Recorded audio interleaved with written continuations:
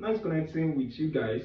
You've listened to many podcasts, many motivational speakers telling you that we have more than 2 million people in Nigeria, and you have a market gap to meet up and sell your products to all those 2 million population of Nigeria.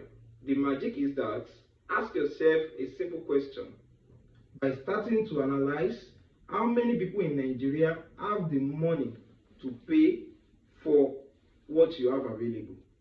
The second thing is that what finance background do you have to exploit the market to see how things work. Let's take a look at Opay, for example.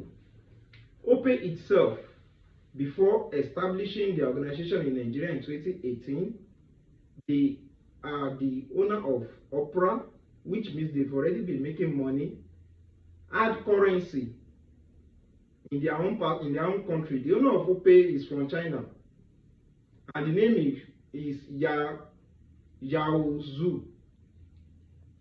So before they come down here, they've been operating an existing business that is providing a profit before coming down to Nigeria. Now, after they get down to Nigeria to breach the market, to take over the market, to monopolize the finance, the whole ride, the whole food that they all establish. Now, let's look at the number of investors they have behind before they were able to settle down to the fintech. Opay, when Opay gets to Nigeria, they come with 5 main investors. 5 main investors, I'll be mentioning 3 now. We have SoftBank, banks that are financially stable in China. We have Zero Capital China company there. We have IDG Capital, which are 3 big companies that are funding Opay, that are funding them to exploit the market to see how they can penetrate. And they establish more than 3 fundamental business, which is the fintech, the transportation, and the food, before they later survive in one. Calculate the amount of money they burn to stabilize the market that they want. So now let's look at other investors. You will be here with me when I will read them for you. Other investors that they have behind the scene that you guys don't know. You're only mentioning Opay. So now, after all those 3 major capital investors, we have the Garon, the Source Code Capital, we have the Bakit Fund Long Z, we have Red Point China, we have Dragon Ball Capital.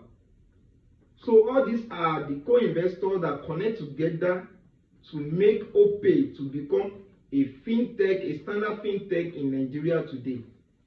And you are willing to also establish a big fintech like that, but how many investors, how many big companies have you embedded in yourself to be able to exploit the market so that you can later stabilize in one?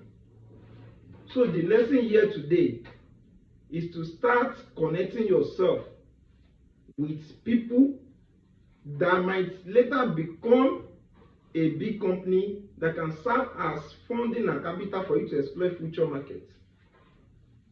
And in that, you can also start, if you know that you don't have anybody, you can also start with investing in things that we call land, to be your backup at the end of your journey.